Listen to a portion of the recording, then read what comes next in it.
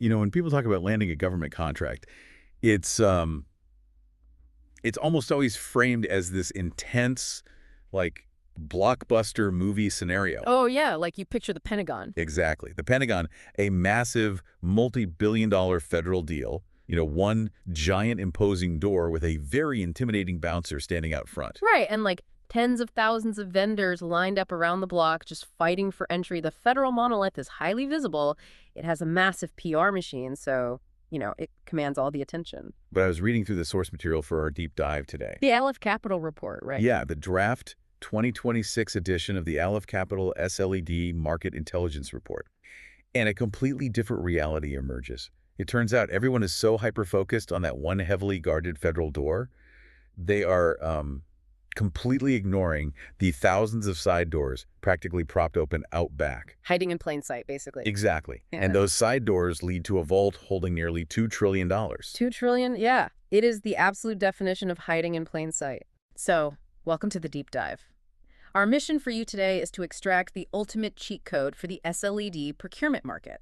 For anyone looking to, grow a business, diversify their revenue, or just understand the actual mechanics of how local governments buy things, we're breaking down this sprawling, chaotic bureaucracy into actionable strategies. Because the federal space gets all the glory, but SLED is this hidden $1.5 trillion to $2 trillion economic engine flying completely under the radar. Right. And for those who might not know, SLED stands for state, local, and education. Exactly. It represents the entirely non-federal half of the United States public sector procurement universe. But before we get into the tactical strategies of, how to actually win these contracts, we need to map out the sheer scale of the battlefield. Yeah, which is massive. It is. The biggest mental hurdle vendors face is transitioning away from the idea of government as one giant monolith. You have to start seeing it as tens of thousands of highly distinct, hyper-local ecosystems. The numbers in the report really drive that home, too. Like, we all know there are 50 state governments, that's obvious.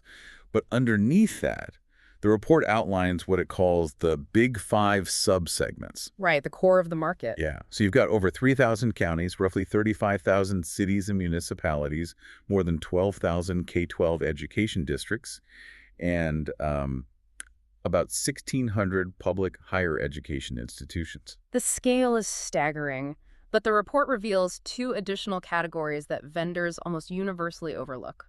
First, there are nearly 40,000 special districts. Wait, 40,000? What even is a special district? We're talking about local water authorities, regional transit agencies, fire districts, and public library systems. Okay. Yeah, and these entities have their own independent boards, their own tax-funded budgets, and crucially, their own procurement authority. Wow.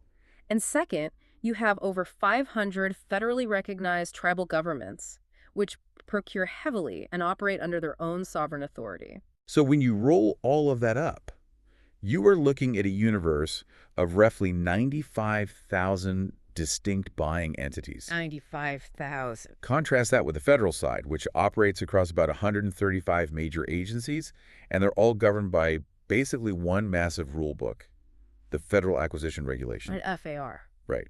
But SLED is governed by 50 different state codes and literally thousands of local city ordinances. Sounds like a total mess. That's what I'm thinking. Like, if I'm a vendor, tracking 95,000 different buying entities with different rules sounds like administrative suicide. How is that fragmentation a good thing? It sounds like an impenetrable wall. Historically, it was a massive barrier to entry, but today, that fragmentation is actually your biggest competitive moat. Okay, unpack that for me. Because the market is so splintered, the competition per opportunity just drops dramatically. The data shows that a typical SLED solicitation receives only 3 to 5 bidders. Only 3 to 5. Yeah. A comparable federal opportunity easily draws double that, if not more. You are competing against far fewer companies. Okay, that makes sense.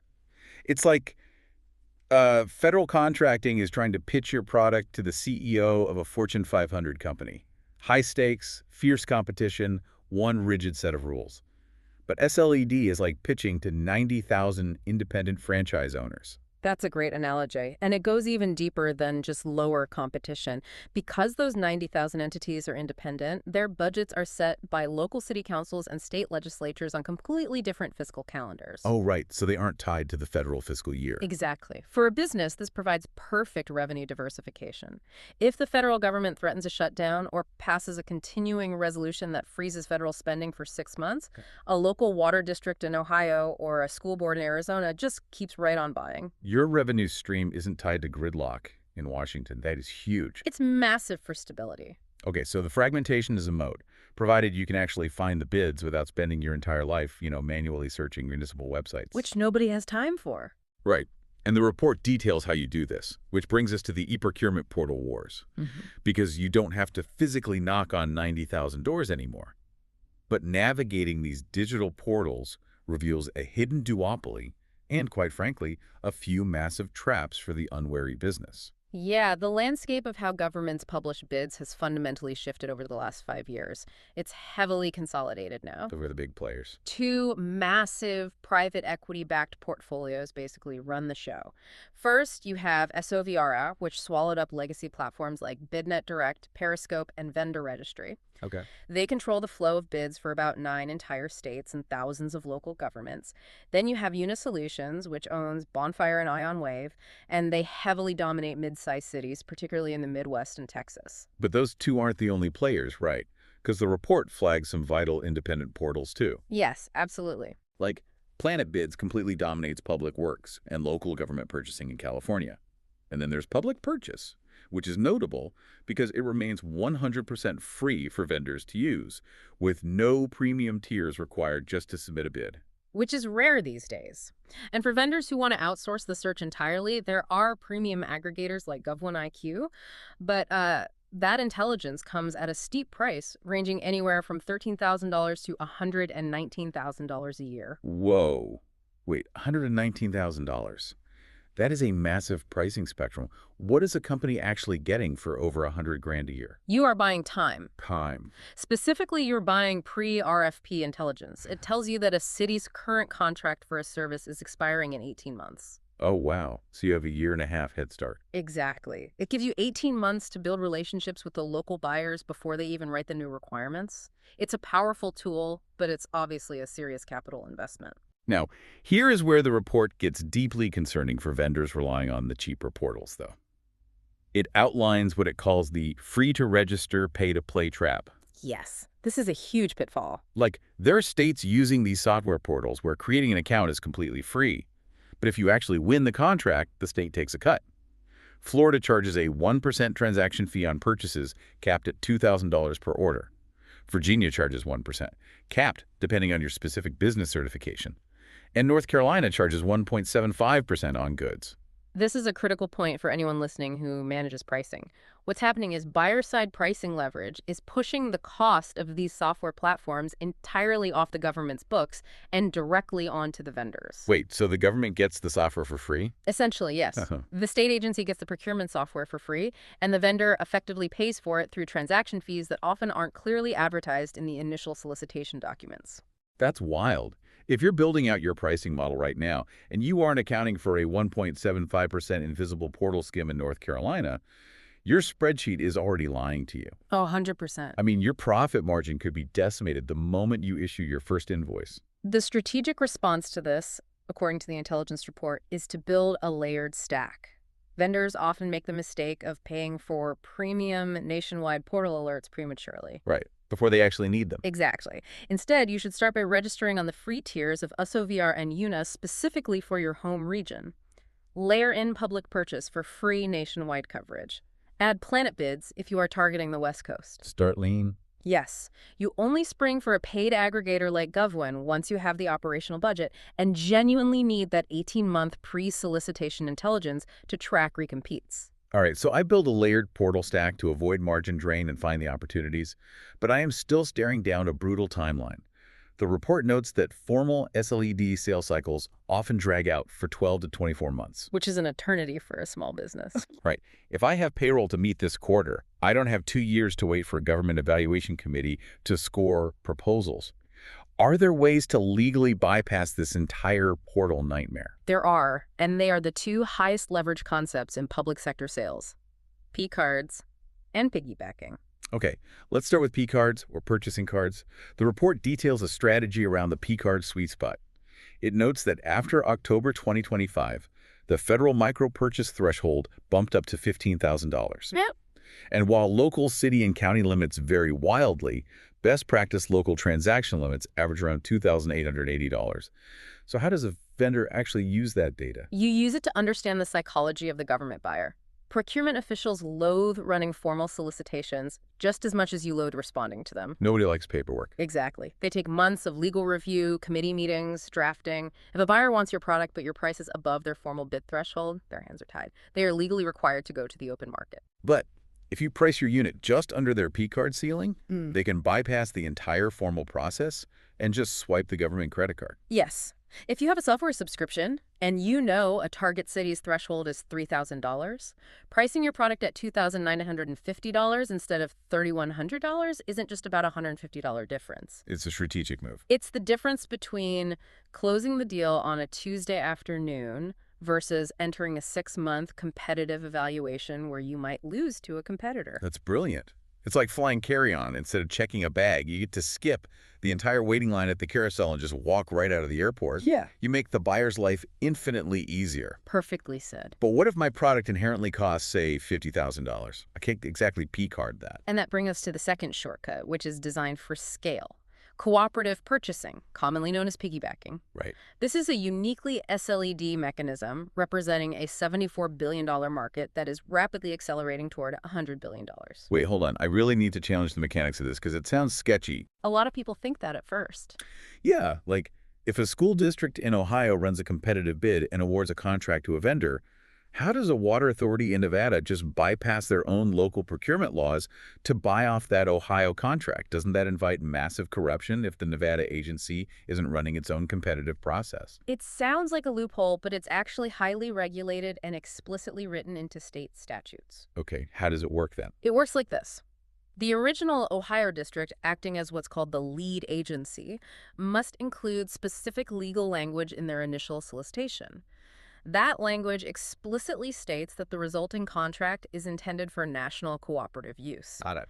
So the lead agency goes through the grueling, legally compliant process of advertising the bid, evaluating multiple vendor responses, and negotiating the final pricing. So the competitive heavy lifting is already done by Ohio. Precisely. Once that master contract is awarded, the vendor can take it to national cooperatives like NASPO Value Point, OMNA Partners, or Sourcewell. Think of it like syndicating a television show. The Nevada Water Authority can look at that master agreement, verify that the Ohio agency followed all the strict competitive rules, and legally piggyback on it. Wow. The Nevada agency gets the product immediately, the vendor gets a massive new client, and nobody had to spend 6 months running a redundant competitive process. That is incredible.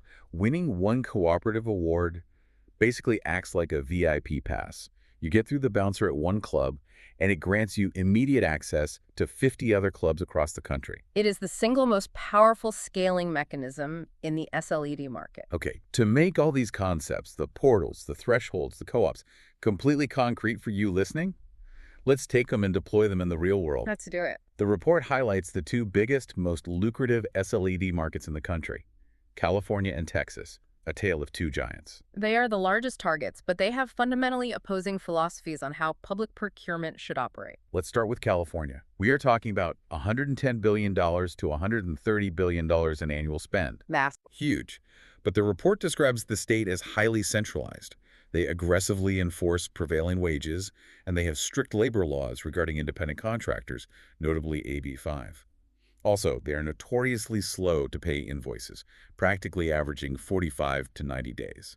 And those aren't just administrative footnotes. They dictate your entire business model. How so? Well, if you run a services firm and you rely on 1099 freelancers to keep your overhead low, California's public sector is going to be incredibly difficult for you. Because of AB 5. Right. AB 5 generally forces you to classify those workers as W-2 employees for state contracts, completely altering your margin and risk profile.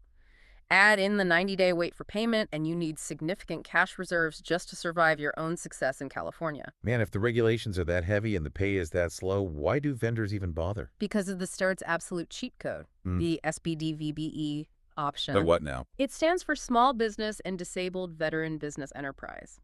If your company obtains this certification from California, state agencies are legally allowed to buy up to $249,999.99 directly from you without open competitive bidding. $250,000 sole source just for holding the certification. Yep, it removes the friction entirely. Furthermore, California offers another massive shortcut involving the federal GSA schedule. What is a GSA schedule, and why does California care about a federal designation? GSA stands for General Services Administration. It's the federal government's premier master catalog of pre-vetted vendors and pre-negotiated prices. Oh, right. And it takes immense effort to get on it. Recognizing that, California allows vendors who hold a federal GSA schedule to easily convert it into a CMAS, a California Multiple Award Schedule. So they just copy your homework, basically. Basically, by leveraging the vetting the federal government already did, you instantly unlock your ability to sell to thousands of local California agencies through a streamlined process. Okay, so in California, adapting your business to survive the strict labor laws is the price of admission, and leveraging certifications like DVBE or CMAS is your path to massive sole source deals. Exactly. But what if my business can't float 90 days of payroll waiting for the state to pay an invoice? Then you look at Texas. Texas. Texas represents about $70 billion to $85 billion in spend, but unlike California, it is fiercely decentralized. State agencies have high autonomy, while universities and K-12 schools operate under entirely different rulebooks. The upside being that Texas pays much faster, usually within 30 days. And there's no prevailing wage requirement for service contracts, only for construction. Plus, their diversity certification approach is totally streamlined, right? Like instead of California's multiple tiers, Texas heavily relies on the Hub-E program. Yes, the historically underutilized business program. It unifies minority, women, and veteran-owned statuses into a single certification. That's super efficient. It is incredibly powerful because Texas state contracts mandate high Hub-E utilization goals. This means massive crime contractors, the multi-billion-dollar integrators, are often desperate to find certified Hub subcontractors to partner with simply so they can meet the state's compliance metrics and win their own bids. So holding a Hub certification in Texas makes you highly attractive to prime contractors. You don't even have to win the main bid yourself. Exactly. But the report flags that the real gateway into Texas isn't just the certification, it's the cooperative networks. Texas is arguably the most cooperative-driven market in the United States. If you want to sell IT, hardware, software, or services to any public entity in Texas, you basically must hold a DIR contract. DIR. Yeah, from the Department of Information Resources. Okay. And if you want to sell to K-12 schools in Texas? iBoard is the undisputed king. It serves nearly all 1,200 independent school districts in the state. If you aren't on iBoard, you are effectively invisible to Texas schools. Wow. Okay. But there is a unique compliance catch in Texas that out-of-state vendors often miss, right? The report spends a lot of time on non-waivable political certifications. It does, and we are looking at this strictly from a vendor compliance standpoint here. We aren't taking a side on the politics themselves. Right, just reporting what's in the text. Exactly. Texas law requires vendors on significant contracts to sign specific statutory certifications. These include anti-BDS or Israel boycott clauses, anti-ESG clauses regarding fossil fuel divestment, and anti-firearms discrimination clauses. Okay. Understanding the local compliance landscape, whether that means navigating strict environmental and labor laws in California or signing specific divestment statutes in Texas, is a non-waivable barrier to entry. If your corporate policy prevents you from signing those forms, you simply cannot do business in that state. Period. Yeah. It really highlights how localized this massive market is. To bring this all back to you, the listener, conquering the $1.5 trillion SLED market does not mean fighting 90,000 individual battles. You don't have to literally knock on 90,000 doors. Not at all. You just need the right leverage points. Build a smart layered portal stack so you aren't bleeding margin to hidden fees. Right. Price your initial offering strategically to hit local PCard thresholds, bypassing the grueling RFP cycle entirely. Aggressively pursue cooperative piggybacking to turn one local win into nationwide access.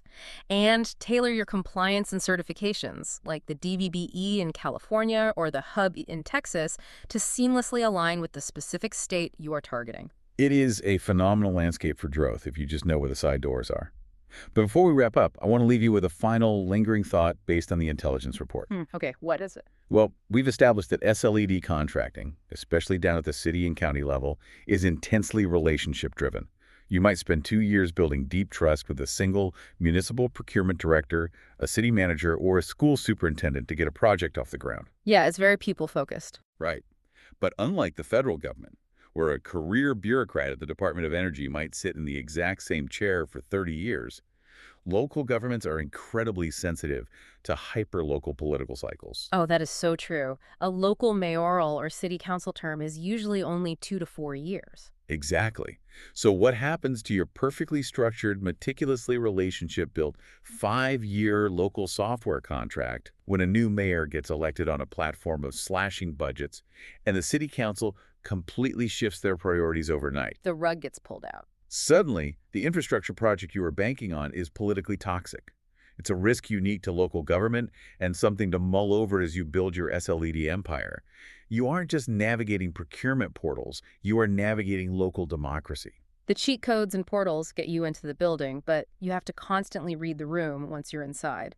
Perfectly said. Thank you for joining this deep dive into the Aliff Capital SLAD Market Intelligence Report. We hope you feel equipped to walk right past that crowded federal bouncer, locate those propped open side doors, and start claiming your piece of the $1 trillion SLAD market. Keep exploring, and we'll catch you on the next deep dive.